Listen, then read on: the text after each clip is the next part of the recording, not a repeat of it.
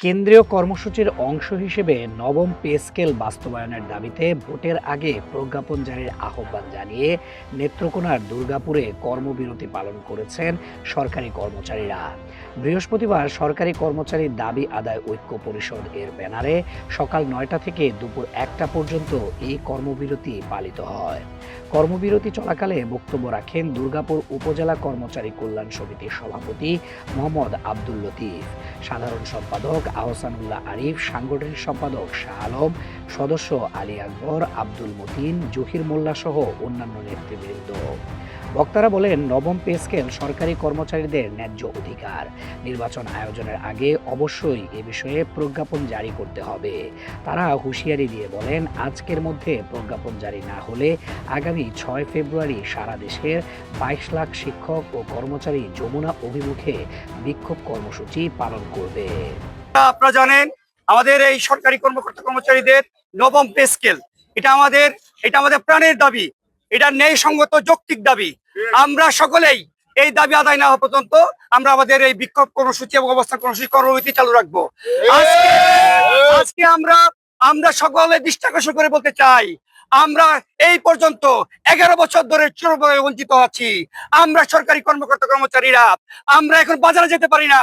আমরা কেন এত বড় বৈষম্য থেকে বঞ্চিত হব? এই নবম জাতীয় পে স্কেল আমাদের ন্যায়সঙ্গত অধিকার। যতক্ষণ পর্যন্ত আমাদের এই সরকার বাহাদুর আমাদের এই নবম পে স্কেল প্রজ্ঞাপন না করবে, ততক্ষণ পর্যন্ত আমাদের কর্মসূচি অব্যাহত থাকবে ইনশাআল্লাহ। স্কেল নবম পে স্কেল আমাদের প্রাণের দাবি। আমরা এই দাবি না মানা পর্যন্ত আমরা আমাদের আন্দোলন থেকে কোনোভাবেই ফিরে যাব না। আমাদেরকে অবশ্যই আমাদের প্রাণের দাবি মানতে হবে। আমরা চতুর্থ শ্রেণী তৃতীয় শ্রেণীর কর্মচারীরা, আমরা অন্যান্যদের চেয়ে সকল কর্মচারীরাই আমরা মানে এখনের যে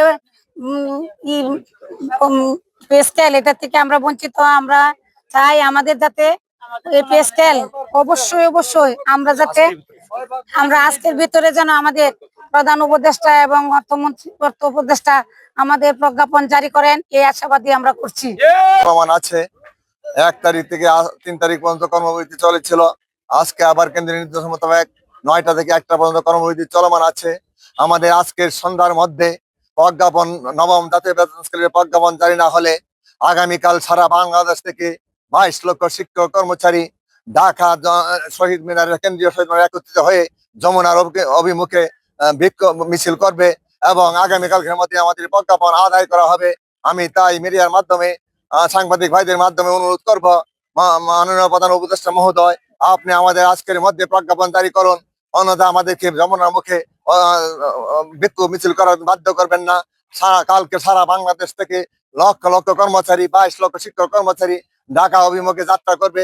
আমি আশা করবো আজকে সন্ধ্যার মধ্যে নবম জাতীয় বেতন স্কেলের বৈষম্য মুক্ত জাতীয় বেতন স্কেলের প্রজ্ঞাপন